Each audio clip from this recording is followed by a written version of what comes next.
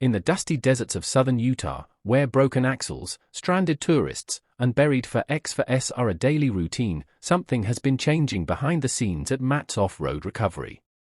The bright yellow rope is still pulling, the recoveries are still insane, but the vibe of the channel, and even the crew, looks different lately. Today, we're diving deep into what really changed, why fans are talking about it, and where Matt's Off-Road Recovery might be heading next. For years, Matt's Off-Road Recovery wasn't just a YouTube channel, it was a family.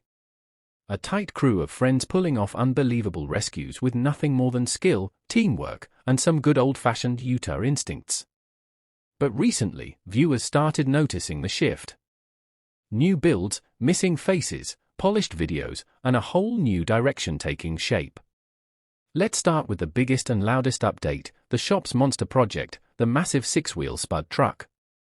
After months of fabrication, adjustments, stress tests, and late-night welding, the hydraulic rollback bed finally came to life. When the team hit the buttons and the custom bed slid back and tilted with raw power, fans realized this wasn't just a rescue channel anymore. Matt's crew was leveling up into a full-blown fabrication powerhouse. And when they loaded a Jeep onto it for the first time, it wasn't just a win, it was a moment of evolution for the entire shop. But as the builds got bigger, the team got smaller. One of the most talked about changes is the departure of Trevor, one of the recognizable faces who had been with the team for years. He decided to move on to new opportunities, leaving fans both surprised and nostalgic. Over time, a few other original members also stepped away, camera operators, fabricators, even longtime helpers. Slowly, the shop that once felt like a big chaotic family started looking more like a tight production crew. And that brings us to the next big change, the content itself. A lot of fans feel that the old, raw energy is fading. Early videos showed full recoveries, the mistakes, the jokes, the tension, the dust storms, the winch angles, everything. But lately, the videos are shorter, cleaner, and more edited. Some rescues are even combined into compilations instead of full adventures. While the builds are impressive, viewers say the original spark, that unpredictable, wild desert rescue chaos, doesn't show up as often.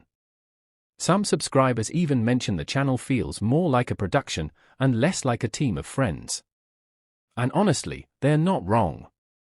Matt's Off-Road Recovery is growing, and with growth comes structure, schedules, and bigger projects.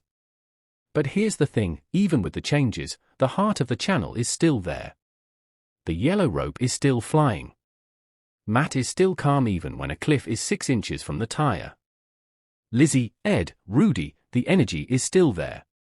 The shop is getting stronger, the builds are getting insane, and the channel is evolving from raw recoveries to cinematic off-road storytelling.